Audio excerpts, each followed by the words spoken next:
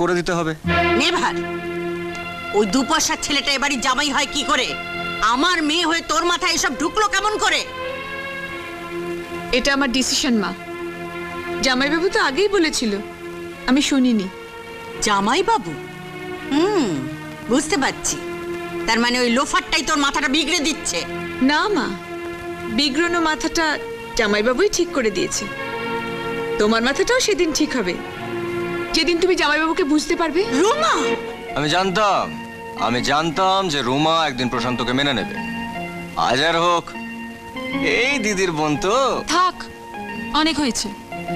তাহলে আমাদের দলে একজন বাড়লো বলো, বাকি রইল এক। সেও একদিন এসে যাবে দিদি। আমার ডিসিশন আমি মাকে জানিয়ে দিয়েছি।